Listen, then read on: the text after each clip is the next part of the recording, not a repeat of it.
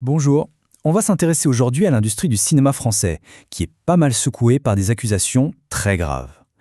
Mais au-delà des scandales qui font la une, il y a un problème bien plus profond. Une structure qui, sans le vouloir, finit par protéger les agresseurs. Alors aujourd'hui, on va décortiquer ensemble ces mécanismes qui permettent à de tels comportements de continuer d'exister. Cette phrase de Salomé Gadfi du syndicat SPIAC-CGT, elle va droit au but. On ne parle pas juste des grosses affaires très médiatisées, non, on parle d'une accumulation, d'une sorte d'usure au quotidien qui a un impact énorme, vraiment, sur les carrières. Pour vraiment saisir l'enjeu, il faut regarder plus loin que les gros titres. Le vrai défi, il se trouve dans la gestion d'un environnement où des violences, disons, moins visibles, mais tout aussi destructrices, sont finalement assez fréquentes. Ce qu'on décrit ici, ce sont des violences systémiques. Les remarques déplacées à répétition, les invitations insistantes, une carrière qui n'avance pas, un salaire plus bas, juste parce qu'on est une femme, tout ça, mis bout à bout, ça crée un environnement de travail qui est juste toxique et qui pousse beaucoup de talents à jeter l'éponge. Bon, entrons dans le vif du sujet.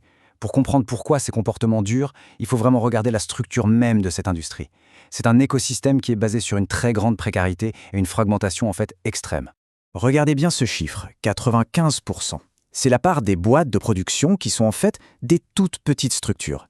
Qu'est-ce que ça veut dire concrètement? Ça veut dire que, bien souvent, il n'y a pas de service de ressources humaines, pas de représentant syndical, bref, pas de protocole clair comme dans les grandes entreprises pour gérer une plainte. C'est vraiment le premier maillon faible du système. Et à ça, il faut ajouter le fameux statut d'intermittent du spectacle. Pour une grande partie des gens qui y travaillent dans ce milieu, la peur de ne pas être rappelé pour le prochain contrat, elle est constante. Et cette insécurité financière, eh bien ça incite très fortement à se taire face à des abus, de peur de se retrouver sur une liste noire.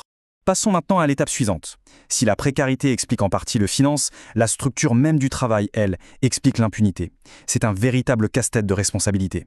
Il faut imaginer un plateau de tournage, non pas comme une entreprise classique, mais plutôt comme un micmac, un enchevêtrement temporaire de plein de sociétés et d'indépendants.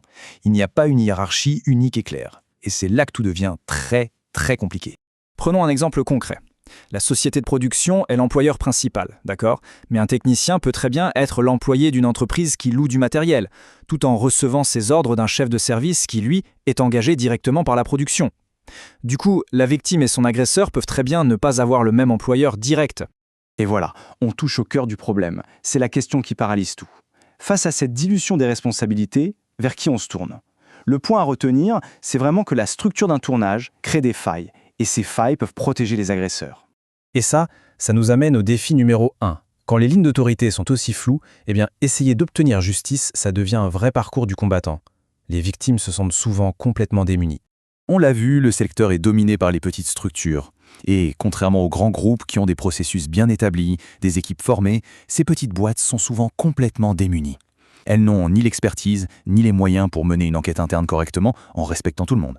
Du coup, le point crucial, c'est celui-ci. Face à une plainte, une solution qui revient souvent, c'est de simplement déplacer la personne accusée. On la change de poste, ou on fait en sorte qu'elle ne travaille plus avec la victime sur ce projet-là. Cette question de la députée Ercilia Soudès, elle résume absolument tout. Déplacer la personne, ça protège peut-être la victime à l'instant T, mais ça ne résout rien du tout sur le fond.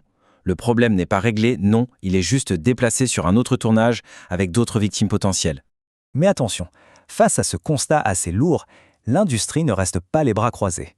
On va maintenant passer des problèmes aux solutions concrètes qui sont en train d'être mises en place pour essayer d'apporter un changement réel et durable. Alors, quels sont ces nouveaux outils? D'abord, une formation obligatoire sur les violences sexistes et sexuelles pour tout le monde, histoire d'avoir une base commune. Ensuite, un levier économique très puissant. Les aides publiques sont maintenant conditionnées au respect de ces règles. On ajoute à ça une certification pour les entreprises qui valident les bonnes pratiques. Et enfin, une mesure toute simple mais essentielle, des contacts d'urgence affichés sur les feuilles de service, le document que tout le monde lit chaque jour sur un plateau.